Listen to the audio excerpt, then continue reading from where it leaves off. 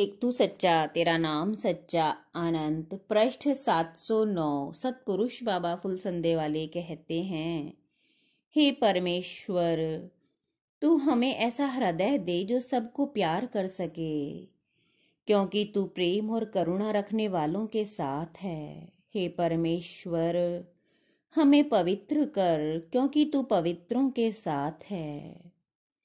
वे धन्य हैं जो गुरु की तपोभूमि में जीवन पर्यंत निवास करते हैं। वे पापमय इस संसार में, इस मृत्यु लोक में दिव्य प्रकाश को आत्मा में धारण करने वाले देवता ही हैं, और जो माया के अंधकार से ढके अंधकारपूर्ण जगत में हाहाकार करते हैं, वासनाओं के अंधियाओं में मारे मारे फिरते हैं।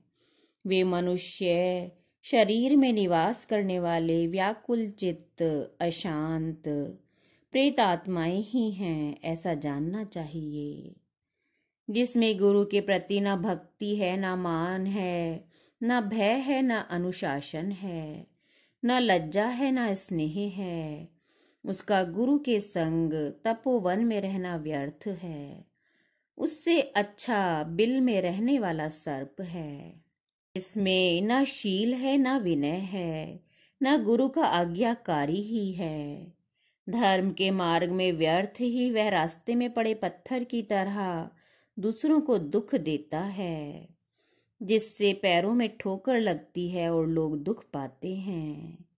जैसे अनार्य पुरुष को अनार्य भाषा के बिना समझाना संभव नहीं, वैसे ही व्यवहार के बिना परमार्थ का उपदेश करना संभव नहीं।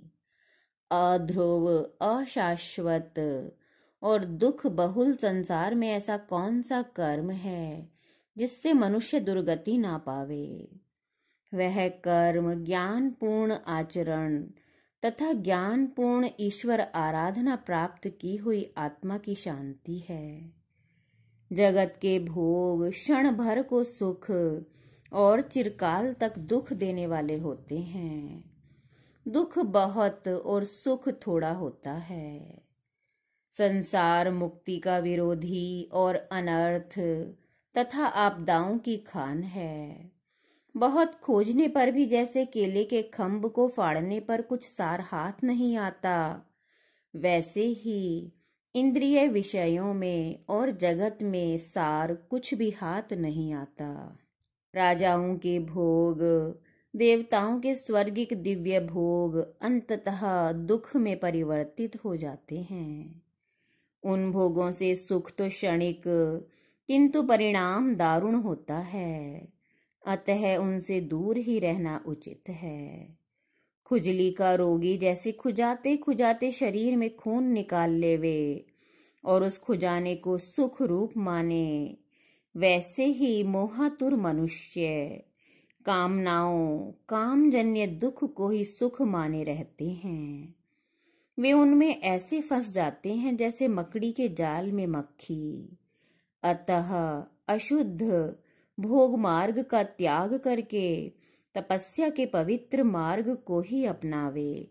एक तू सच्चा तेरा नाम सच्चा।